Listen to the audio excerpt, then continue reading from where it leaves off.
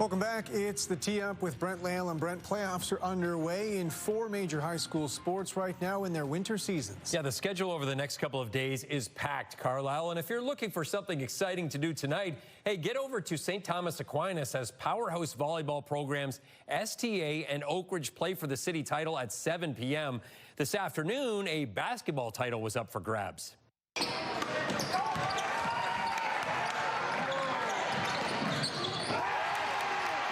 A packed house at RMC for the AA final. The top-seeded Titans had their hands full with underdogs JP2. With the score 61-60, RMC used shot blocking and transition dunks to go on a 13-0 run and take a commanding 74-60 lead. They'd win at 74-63, earning a berth at Wassa, and are now just 2 wins away from a return trip to OFSA. We just knew that we had to win this game. We didn't want our season to end early, so just to put our effort in. This is our last game on this court as well. We're getting a new school, so we knew we had to win and show up for the fans. We got a lot of people that are leaving after this year, so we got to make the most of what we just kind of tire the team out, and then that's when we go. And the AAA championship is on the line tomorrow night on the hardwood. Yeah, basketball powers Mother Teresa and Saunders will determine the AAA city title tomorrow night, with the Sabres hosting the game after an 8-0 record. London is hosting OFSA this year, with the Wassa winners next week earning a berth.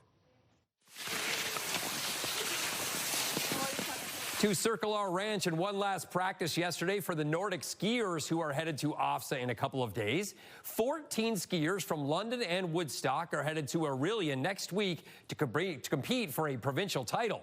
Hey, good news, they're getting snow up in Aurelia, not the rain we're getting here today.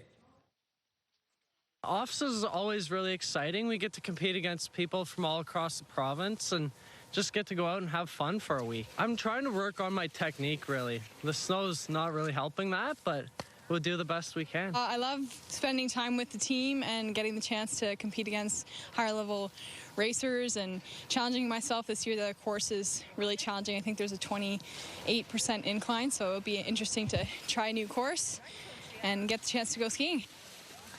An instant classic at the Olympics today, Brent. Canada moving on to the semifinals in men's hockey after a dramatic overtime win against Czechia, including big performances from 2 players with London ties. What an amazing game, Carla. How about London's Nick Suzuki tying the game to force overtime on that amazing tip? And then former Knight Mitch Marner with one of the biggest goals of his life. Canada is off to the semifinals and guaranteed to play for a medal. And hey, tomorrow we've got more local stars in the women's gold medal game. Julia Gosling, Ella Shelton, and London resident Nat Spooner against the U.S.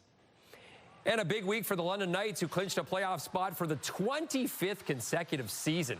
With 13 games to go, it looks like they'll finish either 4th or 5th in the standings, so the next couple of weeks they'll be fighting for home ice. And before Friday's tilt against Barrie, they'll induct Jim Sandlack, Norman Farr, and Brandon Prust into the Don Brankley Hall of Fame.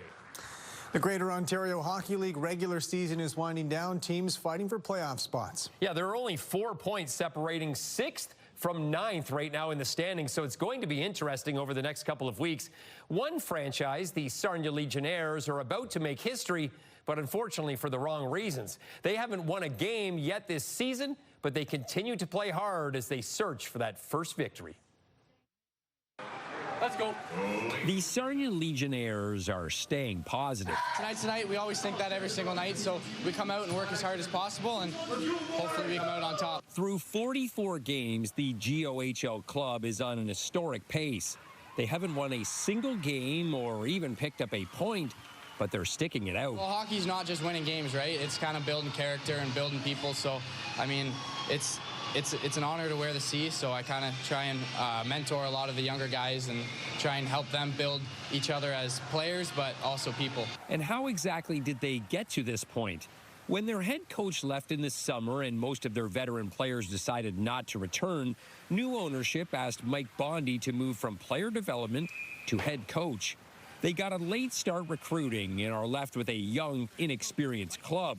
And while they haven't won, their effort is noticeable to opponents. Mike's done a good job with them. You know, take the record aside. If you really sit down and watch video on them, they're very strong in their own zone, and they never quit. And, you know, we played them the other night, and we didn't deserve the win. They outworked us, and we were fortunate to get a couple good bounces. But they've done a good job over there. And you know what? You got to give all the credit in the world to those kids. You know, it's easy to, you know, give up and walk away every game, but they're in every game, and they've been working real hard. They have an experienced coaching staff who have won a Junior B championship in the past, but this historic franchise will need some time. I'm proud of every single player, right? We're all young.